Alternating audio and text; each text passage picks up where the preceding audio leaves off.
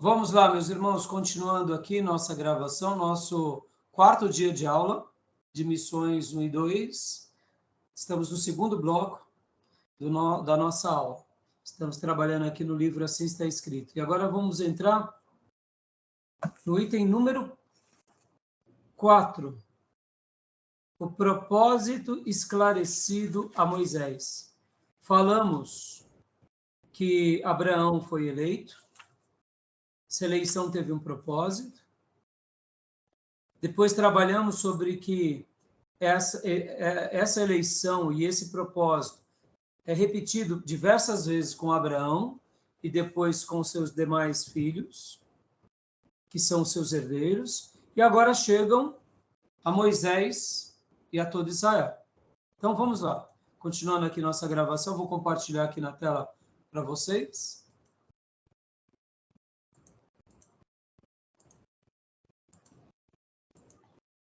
Quando eu compartilho, eu não sei por que razão minha câmera desaparece. Vamos lá. Estão vendo o propósito esclarecido a Moisés? Sim. Joia.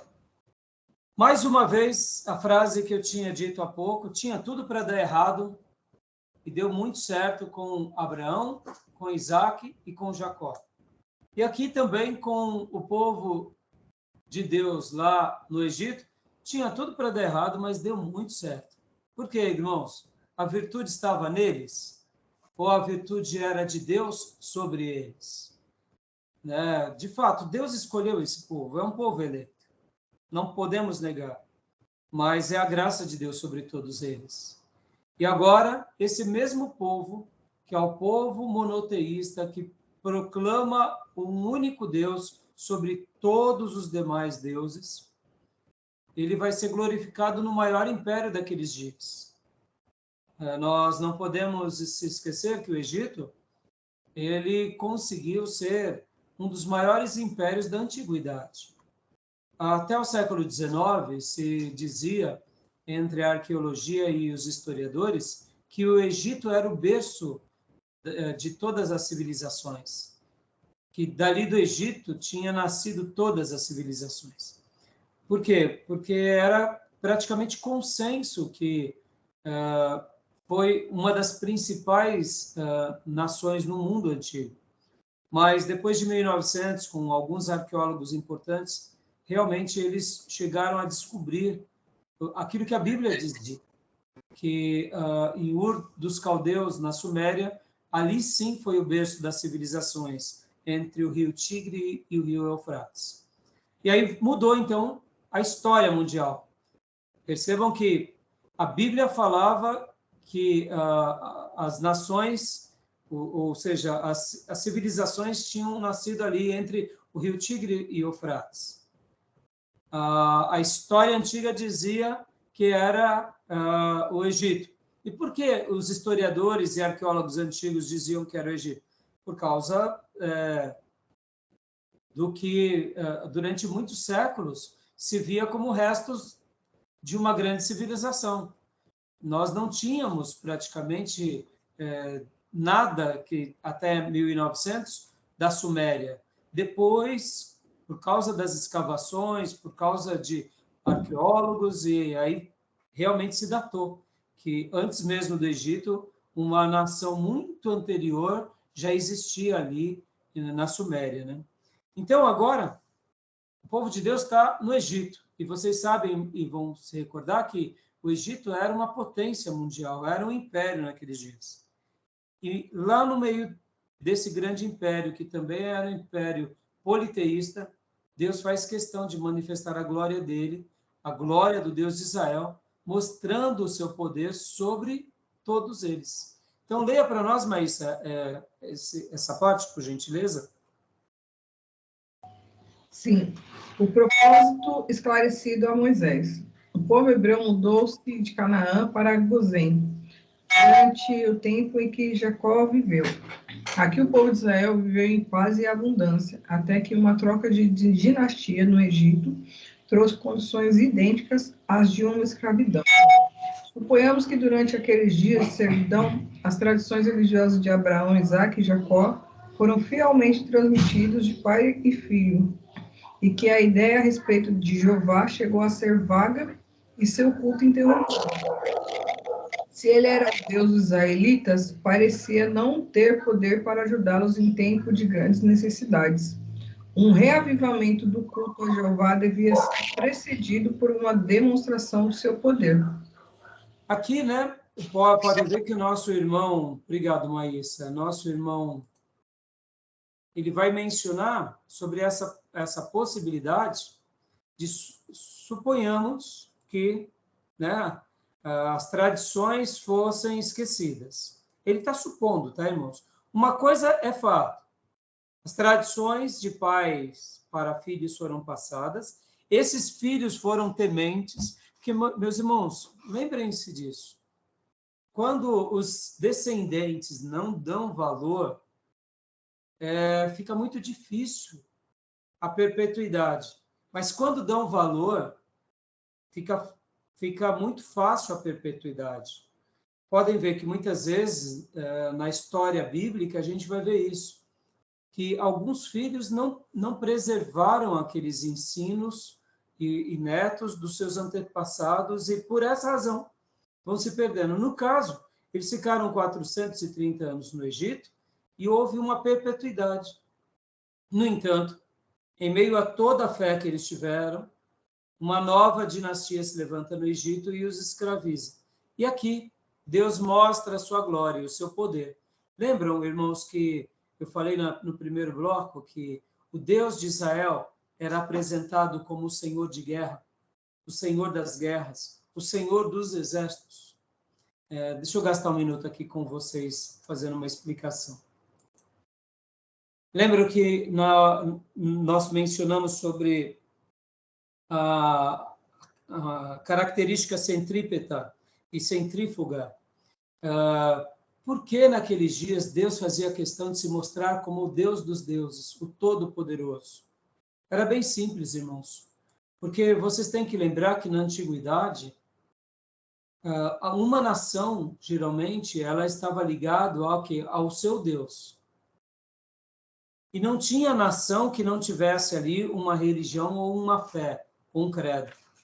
Então, na realidade, quando Deus se mostra e se revela ao seu povo e às demais nações como o Senhor de guerra, ou o Senhor da guerra, ou o Senhor dos exércitos, o que ele estava dizendo para as demais nações? Não há ninguém como eu. Não há ninguém como o Deus de Israel. E ele pega agora a maior nação dos seus dias, o maior império dos seus dias, e mostra o poder dele sobre os deuses do Egito. Que, de fato, o Egito poderia ter liberado Israel sem querer ter escravizado eles. Mesmo que tivesse escravizado no primeiro momento, vamos comparar aqui o Império Medo-Persa ao Império Egito. Quando Dário assume o trono do Império Medo-Persa e assume ali, conquistando a Babilônia, e depois esse Império Medo-Persa é passado para Ciro, vocês vão ver que, até mesmo na história universal, se encontraram um material que nós trabalhamos, inclusive, em Introdução ao Antigo Testamento 1 e 2, que era o rolo de Ciro. Lembra o rolo de Ciro? Lembram? Sim. Nós trabalhamos também Introdução ao Novo Testamento 1. O que era o rolo de Ciro, se não um dos maiores achados arqueológicos sobre Ciro tratando bem as demais nações que estavam debaixo do quê? Debaixo da sua autoridade. E entre as nações, a principal foi a nação de Israel, que Ciro permite o retorno, e não só permite o retorno, mas permite com que eles retornem com todos os seus tesouros.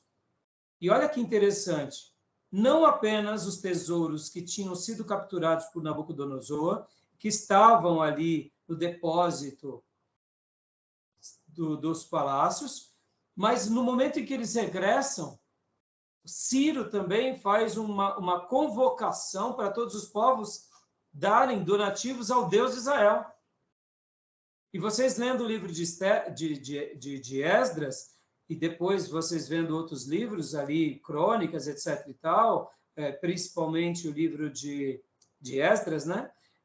Você vai ver o quê? Que Ciro, ele não só faz com que o povo retorne com dignidade, mas ele faz menção para que todos os povos adorem o Deus de Israel, e ele mesmo prestigia o Deus de Israel e faz com que ofertas dele próprio e do seu reino sejam destinados aos judeus. Então, o que eu quero dizer, irmãos? Era consenso na antiguidade, por vários reinos, que o Deus de Israel era Deus sobre todos os deuses. Isso não começou apenas ali nos dias de Ciro. Isso começou aqui nos dias do Egito.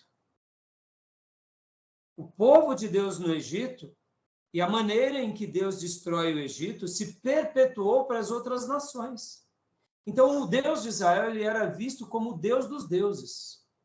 Por isso que nos dias dos profetas, quando Elias, lá na escola dos profetas, ali já um pouco depois de Davi, por volta do ano 700 e pouco, no reino dividido, entre o ano 700 e 800, quando ele começa a escola dos profetas Elias e depois Eliseu, que nós vemos que o povo de Deus está adorando a Jeová e a Baal. Por que eles adoravam a Jeová e a Baal? Porque Jeová era o Deus dos deuses, o Senhor da guerra. Ninguém era igual a ele, porque ele destronou o Egito.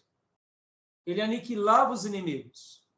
Mas Baal era o deus da prosperidade e Aserá era a deusa da fertilidade.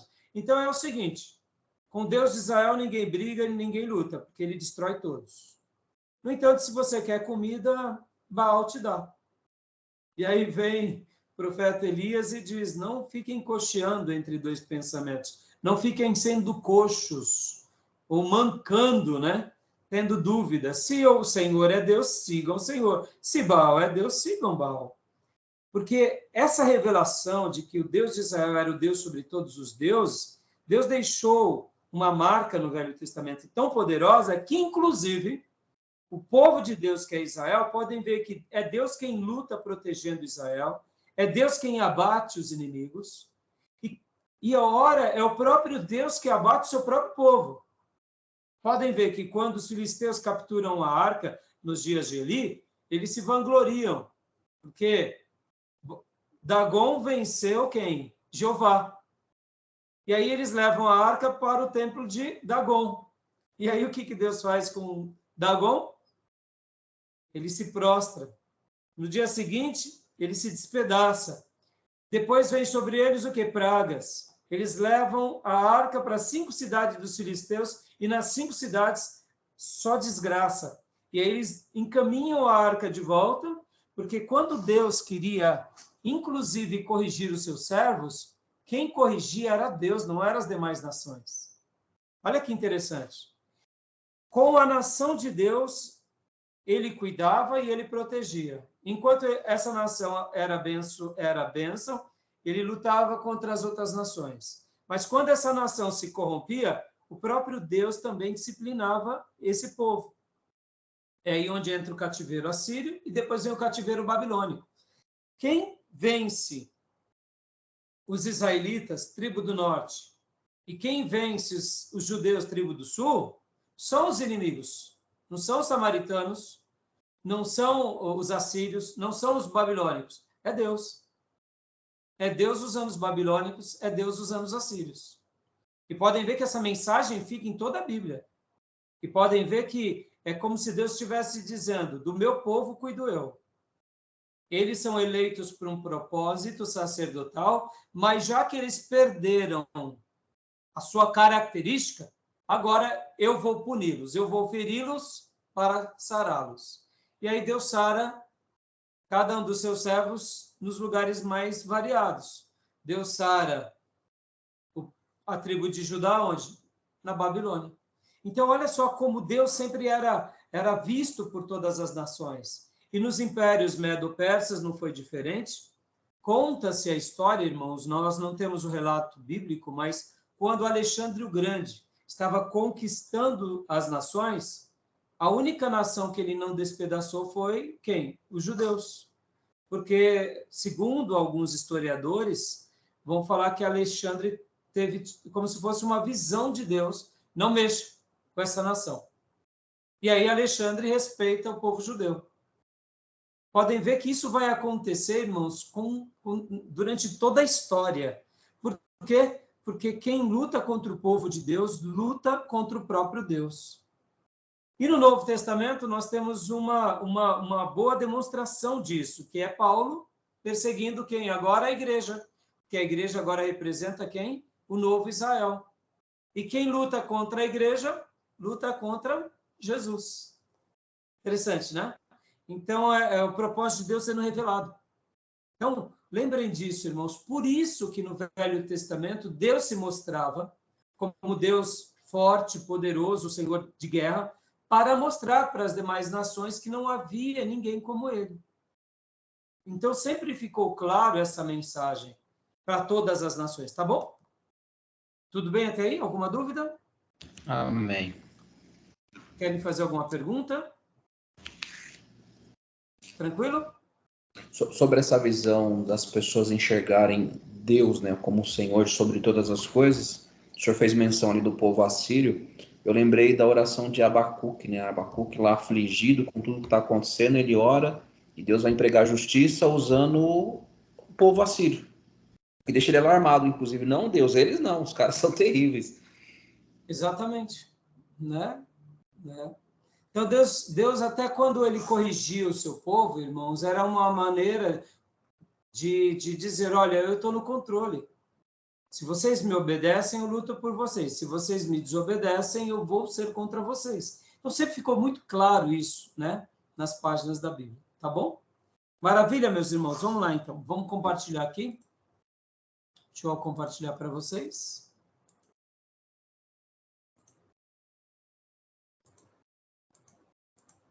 Jóia. Então, aqui a gente está falando em Moisés, né? O propósito esclarecido a Moisés. Eu gosto demais do texto que nós lemos no início da aula, que é esse daqui, Êxodo 19, 3 ao 6, que até está aqui de novo. Ó. Leia para nós, mas... Aliás, leia para nós, irmã Cleusa, consegue ler?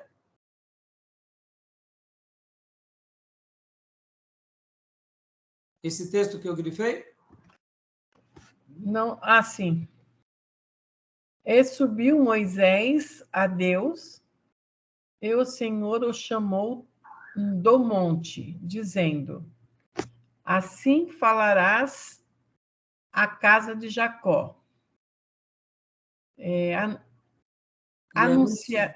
Isso, é um E, né? Anunciarás aos filhos de Israel.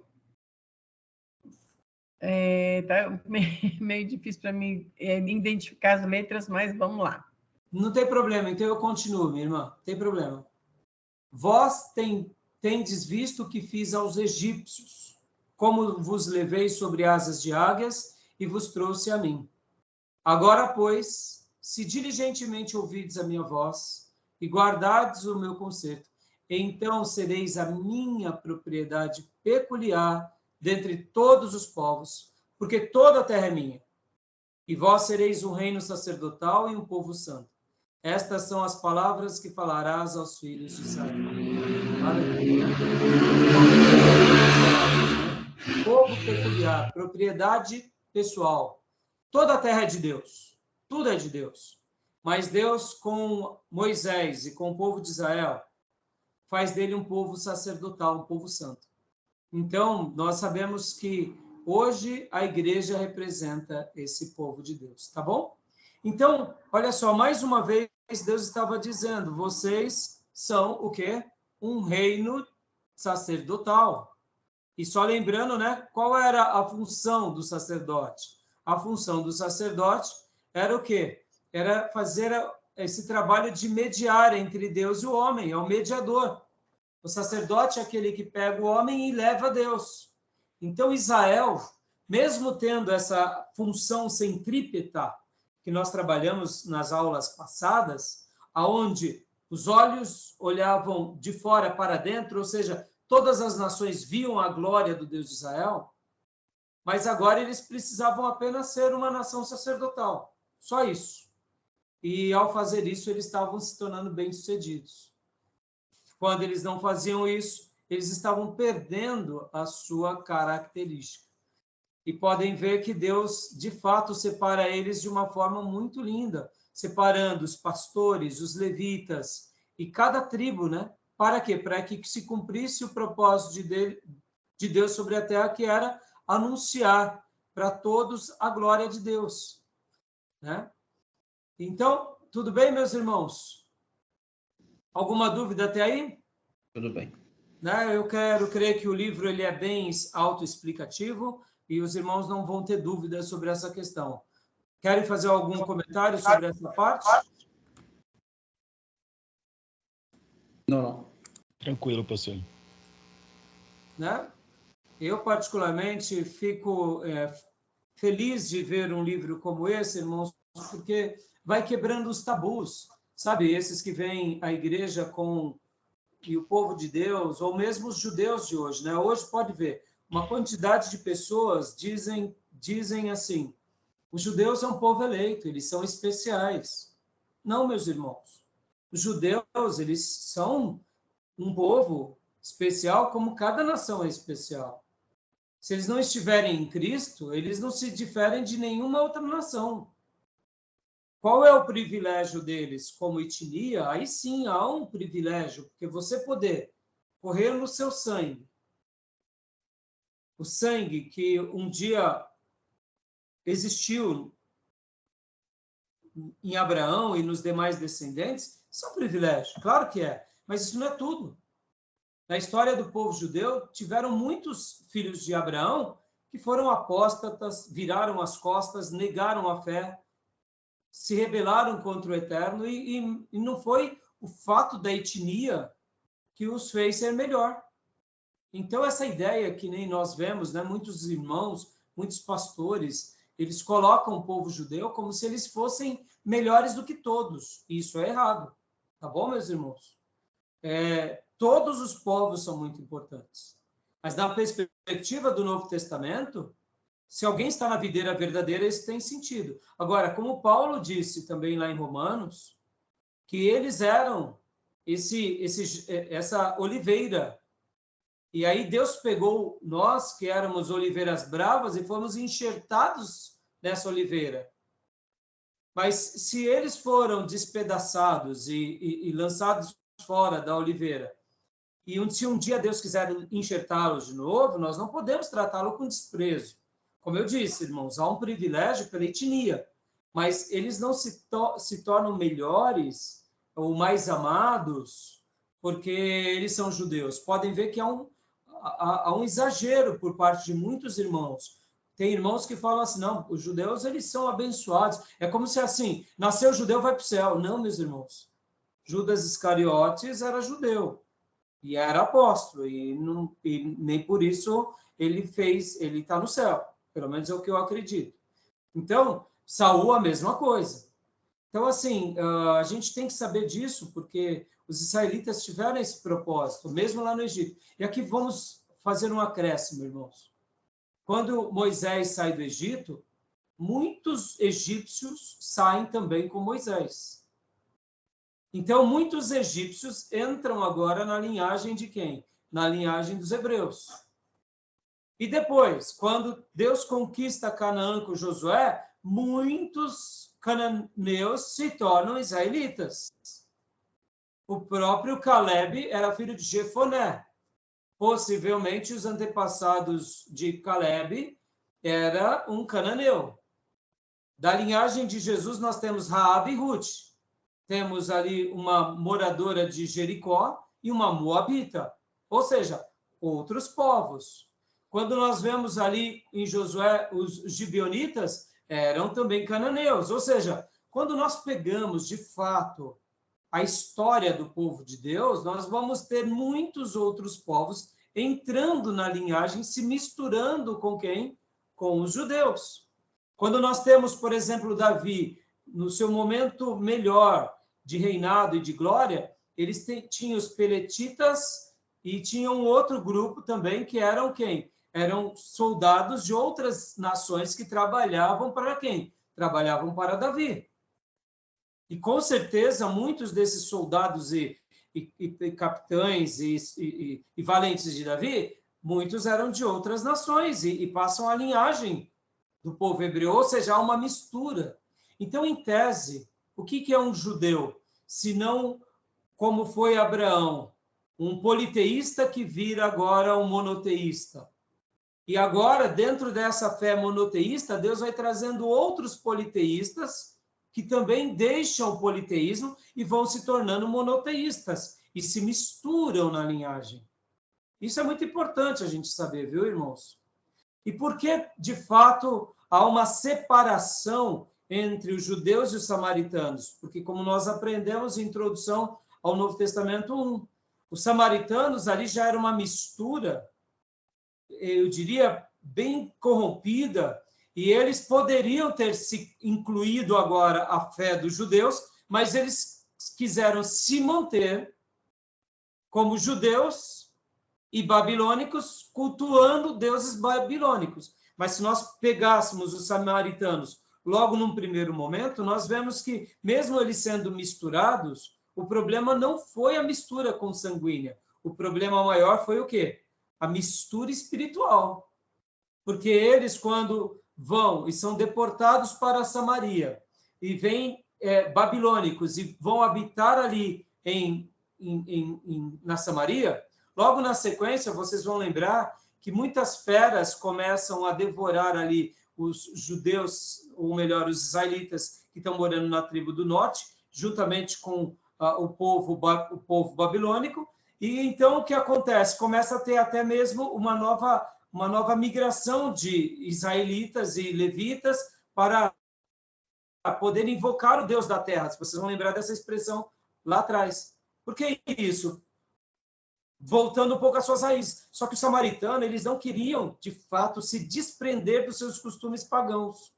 Podem ver que quando Israel vai para o cativeiro babilônico, e lá ficam por 70 anos, com o Ciro eles regressam. Quando eles regressam com o Ciro e começam a construir o templo, os samaritanos querem novamente reconstruir o templo com os judeus ali com Zorobabel e Josué dizem, não, essa tarefa é nossa, nós não precisamos da ajuda de vocês. Os samaritanos, eles eram tão mal intencionados que eles mandam carta agora para o novo imperador. Para quê? Para que a obra seja paralisada. Porque nós vemos que eles tinham se corrompido totalmente. Ou seja, a corrupção deles era espiritual. Então, irmãos, guardem isso, né? Dentro da história do povo judeu, sempre tiveram outros que se aproximam e que se unem ao Deus de Israel e ali agora se filiam e casam-se e passam a temer o Deus de Israel. Em outras palavras, o que é o povo judeu, se não na antiguidade, muitos outros povos que deixavam os ídolos e agora vinham seguir e amar o Deus de Israel.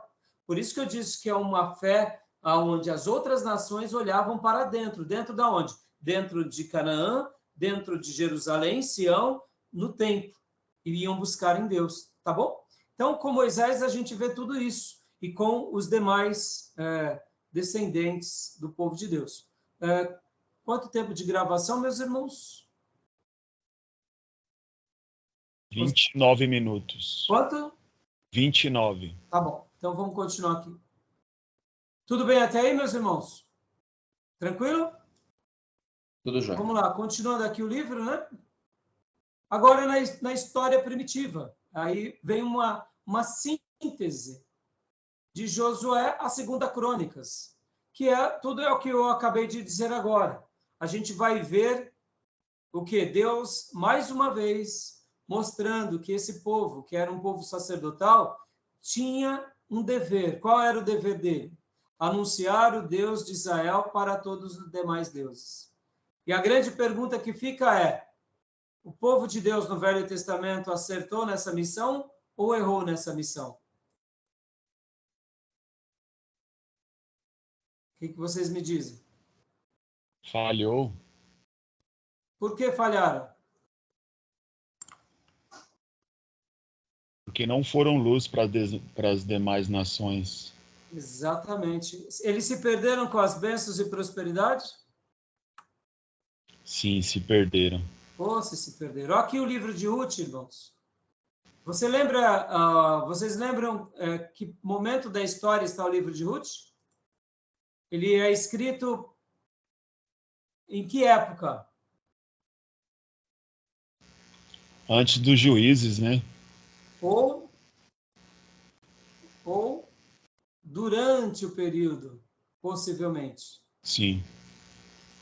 Você vai notar que o livro de Ruth, possivelmente escrito por Samuel, é uma denúncia em que Samuel está dando a quem? Ao povo de Deus que durante 300 anos se esqueceu de Deus. Ou pelo menos se esquecia e voltava, se esquecia e voltava, se esquecia e voltava. Eram juízes que começavam bem e se desviavam, como é o caso, por exemplo, do próprio Gideão. Eu não sei se vocês vão lembrar que Gideão, ele começa muito bem, mas o final de Gideão não é tão bem. Quais outros juízes foram assim, irmãos? Sansão. Sansão é o grande exemplo. Jefté quer fazer o sacrifício da sua filha, lembram disso? Ou melhor, faz um voto dizendo que faria um sacrifício humano e, por acaso, a primeira pessoa que ele vê é a sua filha. Lembram desse episódio? Lembram que durante o livro de Juízes temos ali a história dos levitas e dos sacerdotes corruptos? Lembram disso? Levita de aluguel? Recordam-se ou não?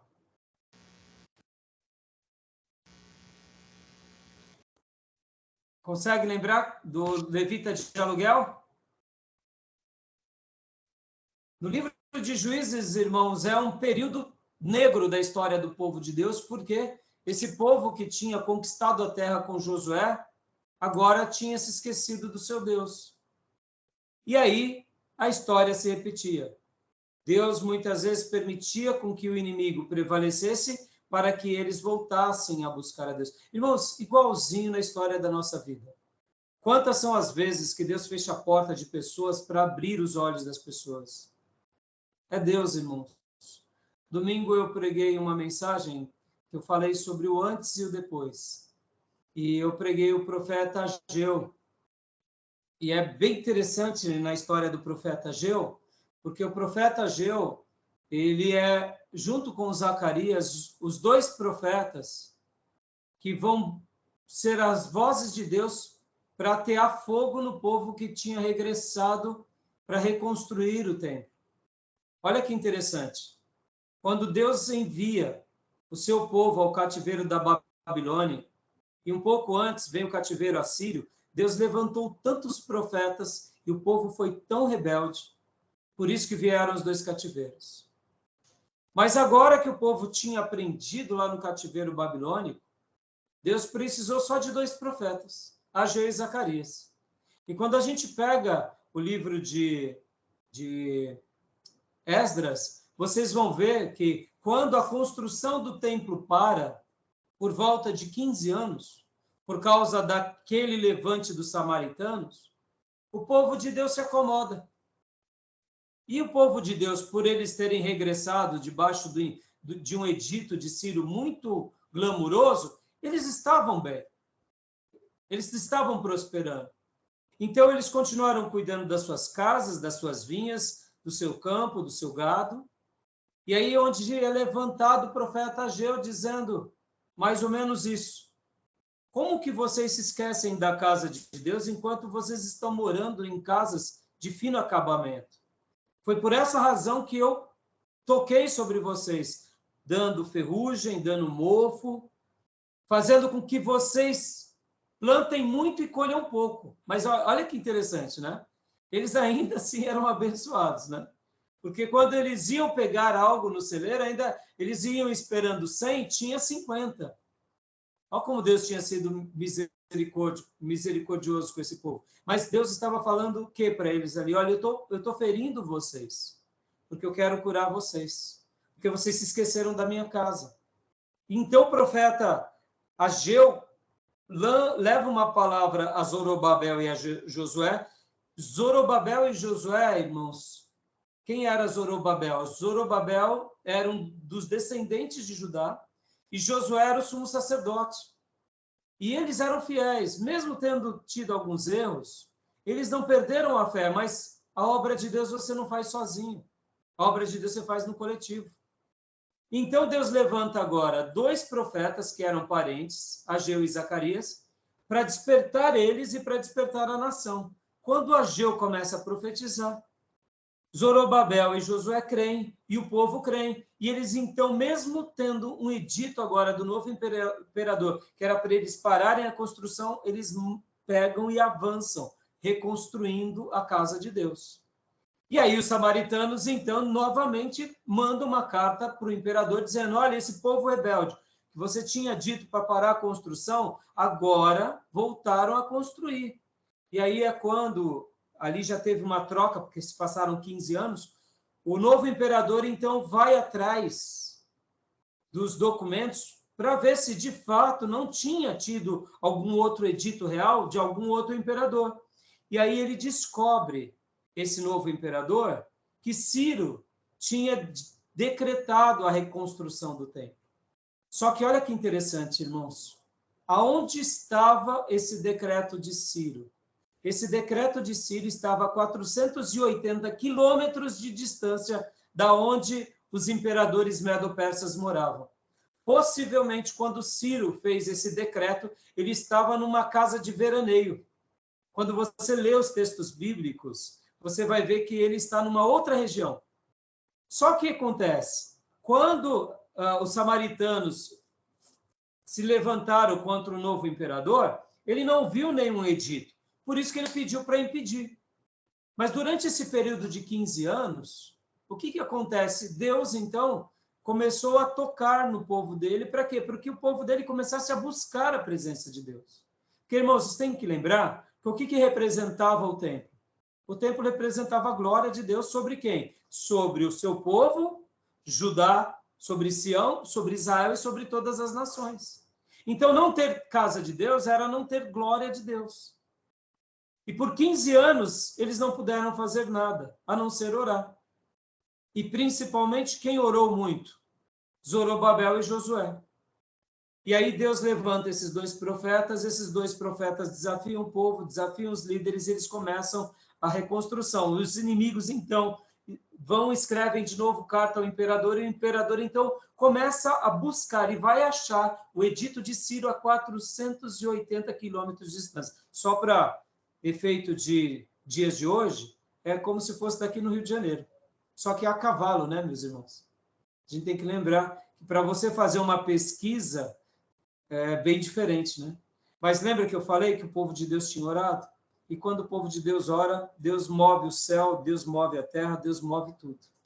E aí, então, agora esse mesmo e o novo imperador, então, vai dizer para o samaritano, olha, samaritanos, não impeçam esse povo. E, aliás, os donativos que eram para vocês mandarem para mim, Império Medo-Persa, agora eu quero que vocês enviem para Zorobabel, que é o governador, e para Josué, para que, se eles precisarem de alguma coisa, eles vão poder pedir para vocês. E não façam nada, porque se vocês fizerem alguma coisa contra eles, eu vou sentenciar vocês e aí tem uma lista bem interessante de castigos que o imperador estava dando aos samaritanos. E depois o próprio novo imperador vai dizer o seguinte: orem por mim, orem pelo palácio e orem por todas as nações, para que realmente o Deus de Israel nos abençoe. E aí, durante esses últimos 5 anos, Zorobabel e Josué, eles reconstroem o templo. Ou seja, do início, quando eles começaram, até o final, demorou-se 20 anos. Mas vocês têm que lembrar que durante 15 anos ficou parada a obra.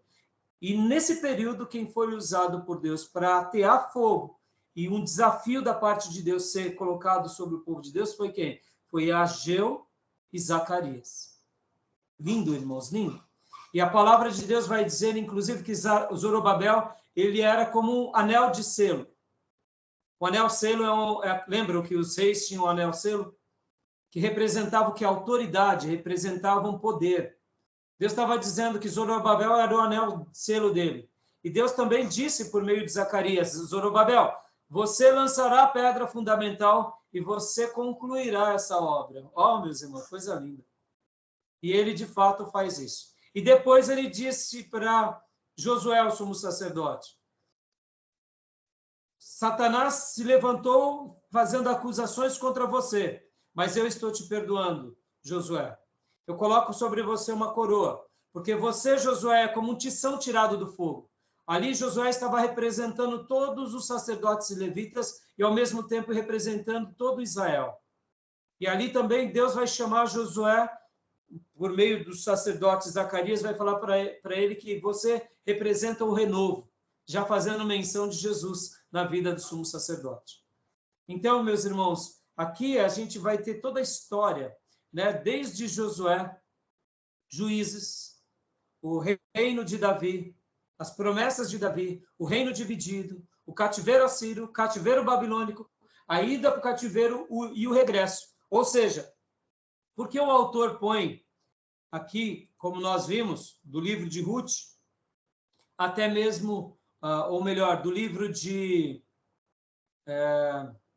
do início, né, que é o livro de Josué, até mesmo Crônicas, porque ele está querendo dar uma ideia de toda a síntese do Velho Testamento. Porque eu não sei se vocês lembram, quem foi que escreveu Crônicas? Vocês lembram quem escreveu Crônicas, irmãos? Jeremias. Hã? Jeremias? Não. Reis, que foi Jeremias. Desculpa, então. Crônicas, um pouquinho depois, um parente de Jeremias. Foi o Esdras? Exato. Agora, olha que fantástico, irmãos. Eu estou pregando sobre os profetas, então eu estou apaixonado. Parece que não tem outro tema sobre a Bíblia nesse ano na nossa igreja. Só tem profeta. E então, Jeremias é filho do sumo sacerdote, se não me falha a memória, Ilquias. E esse sumo sacerdote, ele vai marcar várias linhagens. Esdras era parente de Jeremias, que era parente desse sumo sacerdote. Esdras é de uma linhagem sacerdotal. Fantástico, não? E aí ele escreve Crônicas. E qual é a temática de Crônicas? A temática de Crônicas é uma síntese da história do povo de Deus, do reinado, do reino dividido, mostrando a linhagem de Davi, mostrando a importância do templo e a importância dos sacerdotes. Mostrando que se a gente perder isso, a gente está esquecendo das profecias. Então, agora aqui, toda essa parte do livro, vamos voltar ao compartilhamento.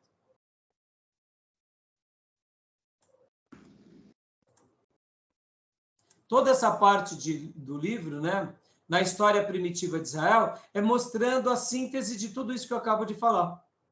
Ou seja, o povo de Deus ora acertou em alguns momentos e ora errou em outros momentos. E como eu falei, o livro de Ruth é uma demonstração, porque Ruth era o quê, irmãos? Uma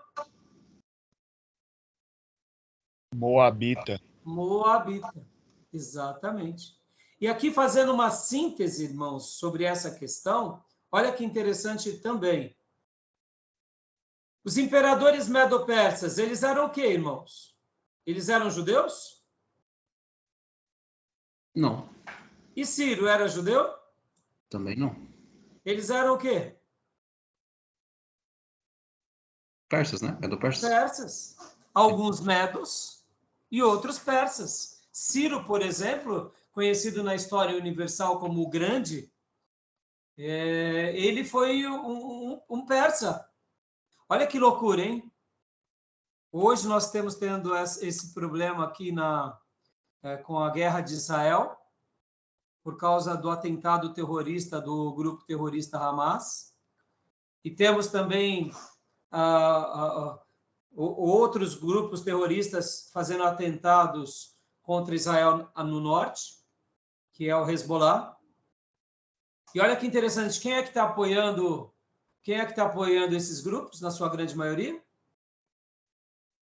Que país? O Irã. O Irã. Agora eu pergunto, eu não sei se eu já falei aqui na aula, eu falei lá na igreja. O Irã, eles são muçulmanos, certo? Mas eles são de que etnia? Qual é a sua história? Qual é o seu povo? Quando pensamos no Irã, por eles serem muçulmanos, nós achamos que eles são árabes, não é? Eu também pensava assim. Mas eles são persas, irmãos. É persa. Eles são descendentes de Ciro, de Artaxerxes.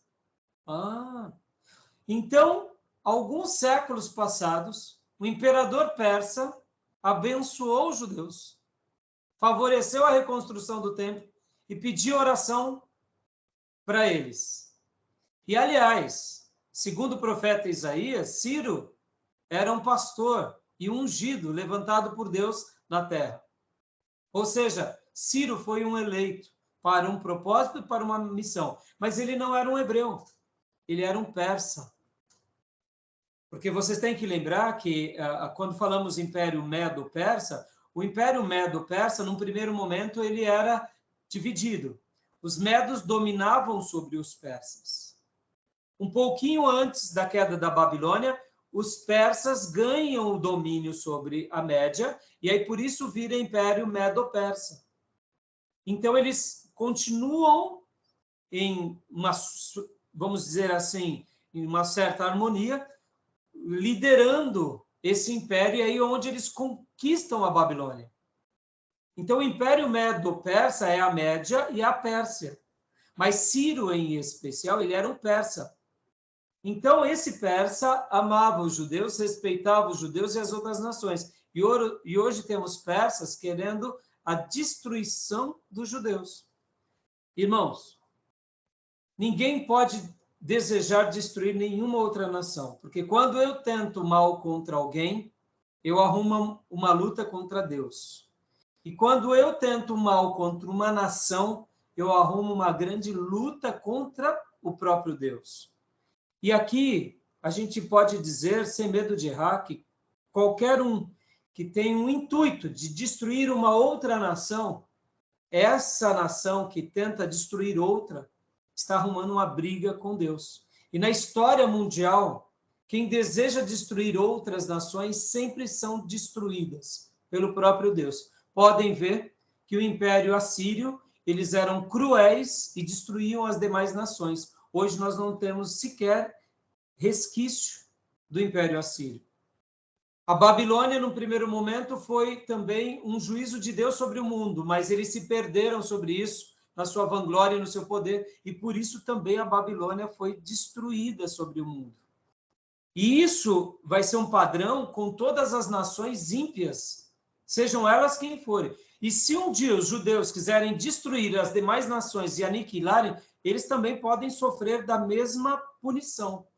Então, nós sabemos e vemos que na história, o povo judeu, quando eles começam a querer dominar sobre outros de uma forma desproporcionada, eles trazem castigo sobre eles. É o que aconteceu no cativeiro assírio e no cativeiro babilônico. Então, irmãos, é interessante isso, né? Depois se assistam uma aula do professor Roque, que ele é um geopolítico, falando sobre as etnias ali no Oriente Médio. São por volta de 15 etnias, irmãos. E dentro das 15 etnias temos o povo árabe, que é um dos maiores, mas não é somente árabe. Nós pensamos no Oriente Médio que só tem árabe, né? E um pouquinho de judeu. Mas não, irmãos, os persas também fazem parte de um desses grupos, tá bom? Interessante, né? Tá bom, meus irmãos? Então, aqui, né, olha só, eu perguntei para vocês, né, de que etnias eles eram. Então, a gente vê o quanto outros povos também tinham o quê? Apreço pelo povo de Deus. E o que dizer de Naamã, general sírio? Percebam, irmãos, são muitos episódios em que nós vemos o quê? Outros povos de outras nações chegando ao Deus de Israel. Tá bom? Maravilha?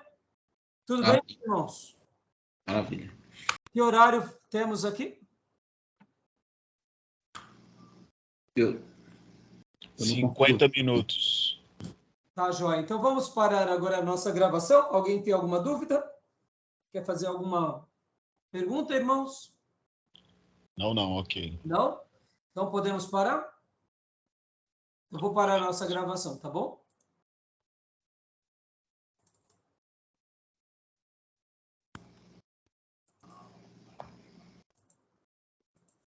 Pastor Johnny, eu acho que eu vou precisar de você. Agora.